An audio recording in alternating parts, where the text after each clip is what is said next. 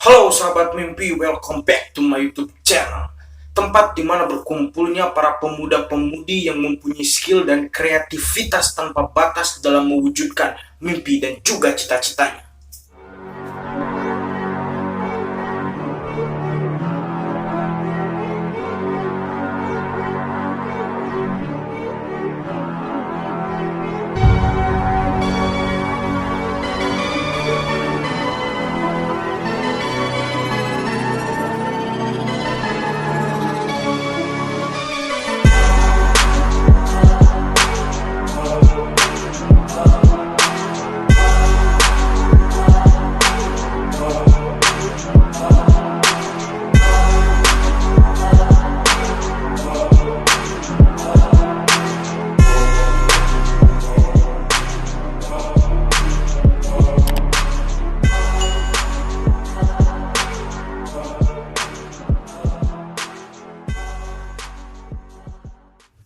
Oke, jadi pembahasan kita kali ini mengenai apa aja sih yang dilakukan sutradara atau tahapan-tahapan apa saja yang dilakukan oleh sutradara dalam produksi film.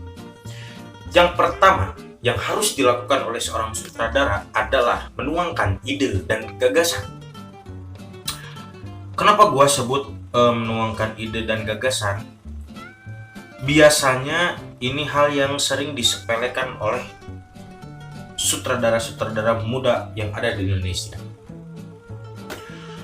Dalam sebuah produksi film atau cerita film yang ada di Indonesia, biasanya kalau tidak membuat cerita yang baru, out of the box, pasti mengangkat dari novel yang sudah ada atau cerita-cerita rakyat yang sudah melegenda di masyarakat. Pentingnya menuangkan ide gagasan bagi seorang sutradara untuk mempermudah kerja sutradara itu sendiri sebelum masuk tahap atau step yang kedua. Menuangkan ide dan gagasan itu bisa berbentuk prosa, bisa berbentuk coret, atau apapun itu. Yang jelas, sang sutradara itu menuangkan ide gagasannya. Apa sih itu ide gagasan yang dimaksud itu? Ya, ide gagasan yang dimaksud itu adalah apa yang ingin diceritakan dalam film itu, apa benang merah yang akan diambil, apa pesan yang akan disampaikan kepada penonton, yaitu dibuat di ide gagasannya dulu. Oke, karena untuk step yang kedua itu berangkat dari ide gagasan yang sudah dibuat agar pengembangannya lebih mudah, pengembangannya lebih detail dan lebih terperinci. Makanya kenapa gua sebut langkah awal yang harus dilakukan adalah menuangkan ide dan gagasan. Itu penting sekali buat seorang sutradara. Baik itu cerita yang dikarang sendiri oleh sang sutradara, cerita yang diangkat dari sebuah novel, baik itu cerita yang diambil dari legenda masyarakat, semua itu wajib ditampung dulu dari menjadi ide gagasan sutradara atau olahan sutradara. Apa yang ingin disampaikan kepada penonton lewat cerita tersebut, benang merah apa yang akan diangkat di cerita tersebut, apa pesan yang ingin disampaikan kepada penonton-penonton yang menyaksikan film tersebut. Begitu. Oke, step yang kedua adalah menulis skenario. Berangkat dari step yang pertama, dari menuangkan ide dan gagasan, kemudian sutradara menuangkan ide gagasan tersebut lebih detail dan terperinci dalam skenario film yang akan digarap. Beliau memasukkan latar waktu, latar tempat kejadian, memasukkan tokoh beserta keterangan-keterangannya, memasukkan konflik dari ide gagasan yang sudah dibuat. Jadi istilahnya ide gagasan yang tadi sudah dibuat itu lebih didetailkan di skenario. Begitu. Meskipun ada beberapa mungkin sutradara yang tidak bisa menuliskan tidak bisa menulis skenario. Teknisnya jadi berubah ketika ide gagasan yang dibuat oleh seorang sutradara itu langsung dilemparkan kepada script writer, kepada penulis khusus skenario. Bisa seperti itu. Makanya kenapa pentingnya ide gagasan itu harus dibuat di awal oleh seorang sutradara, karena itu menjadi patokan bagi entah itu sutradaranya sendiri, entah itu penulis skenario yang lain selain sutradara. Karena tahapan yang agak rumit dan juga memakan waktu lama itu ya menulis skenario. Karena skenario film itu banyak sekali revisi-revisi nantinya yang membuat lama proses tahapan pembuatan skenario film itu.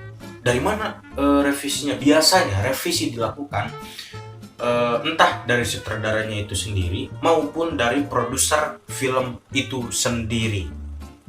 Itu yang membuat proses editing skenario itu menjadi sangat lama. Bisa memakan waktu berbulan-bulan bahkan bertahun-tahun untuk pembuatan skenarionya saja. Jadi gitu teman-teman, pentingnya seorang sutradara memiliki ide gagasannya terlebih dahulu untuk menjadi bongkahan ide, bongkahan karya yang akan direcah nanti menjadi skenario film. Step berikutnya adalah membuat storyboard. Why? Kenapa membuat storyboard padahal sudah ada skenario? Begini, gue jelaskan. Mungkin banyak sinias-sinias yang sudah membuat pengertian apa itu storyboard, bagaimana teknis kerja, bagaimana cara membuat, mungkin sudah ada. Gue akan mempersingkatnya aja langsung agar tidak memperpanjang durasi video ini. Kenapa harus membuat storyboard? Storyboard itu hanya mempermudah bagian teknisnya saja nanti pada saat produksi dimulai. Mungkin ini yang sering luput, yang kadang jarang diperhatikan oleh sutradara-sutradara yang ada di Indonesia. Pentingnya storyboard dan naskah itu dibagikan kepada kru-kru film ataupun aktor-aktornya. Itu kenapa? Karena dua ini itu jenis yang berbeda tetapi satu tujuan. Oke, gunanya naskah adalah untuk semua bisa memahami alur cerita film tersebut. Storyboard itu berhubungan dengan teknis nanti pada saat pengambilan gambar. Oke, kenapa gua mewajibkan sutradara membagikan naskah dan juga storyboardnya bersamakan?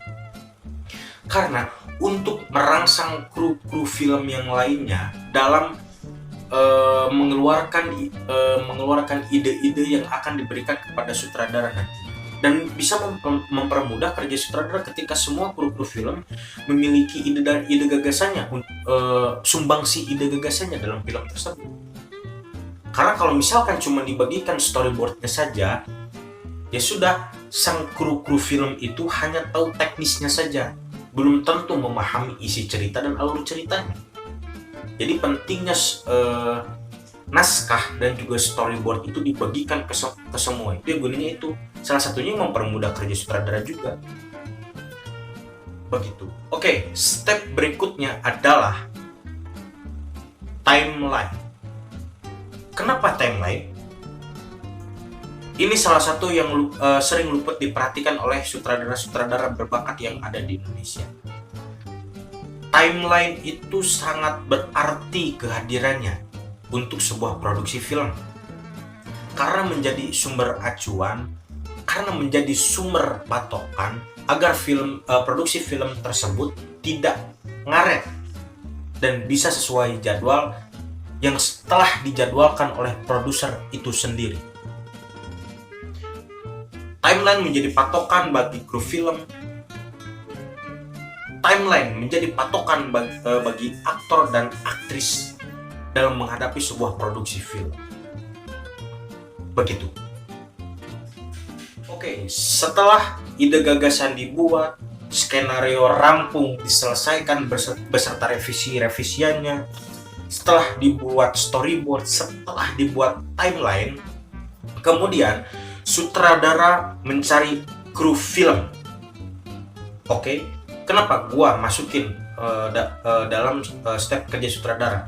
Karena kru film ini sendiri biasanya dipakai atau dicari sesuai dengan keinginan sutradara yang memiliki satu visi, memiliki satu misi, dan memiliki alur bisa menyamai alur kerja yang dimiliki oleh sutradara itu sendiri. Jadi pentingnya memilih kru-kru film sesuai dengan kebutuhan atau keinginan dari sutradara agar produksi film itu bisa berjalan lancar, tidak ada hambatan apapun. Oke, tahapan berikutnya setelah sutradara menemukan kru-kru film yang memiliki visi dan misi dan bisa mengikuti alur kerja sang sutradara itu sendiri. Kemudian tahap berikutnya adalah mencari aktor dan aktris sesuai tuntutan skenario pada film tersebut. Di sini sutradara diwajibkan untuk bijak. Di sini sutradara diwajibkan untuk kritis. Di sini sutradara diwajibkan untuk pintar dalam memilih aktor dan aktrisnya atas kebutuhan skenario film itu tersebut. Biasanya pemilihan aktor dan aktris ini sering dicampur tangani oleh produser-produser film yang ada di Indonesia.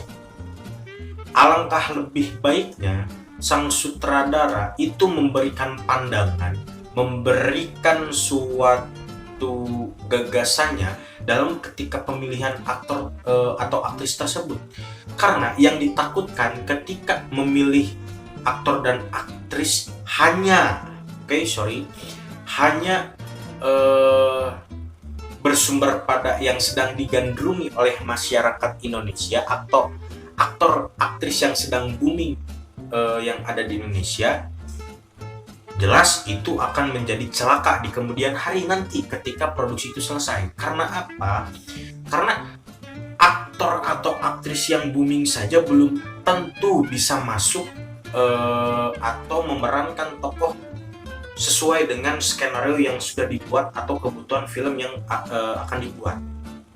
Jadi memang tidak sembarang aktor aktris itu bisa memerankan skenario yang sudah dibuat oleh sutradara.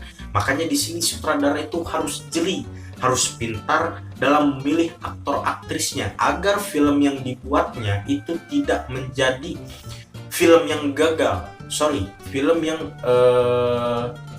tidak diterima oleh masyarakat.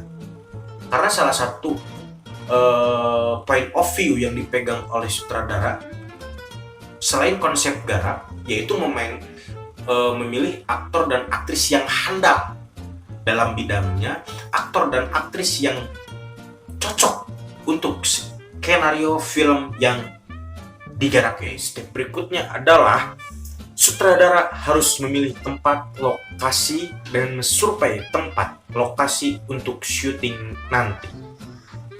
Itu.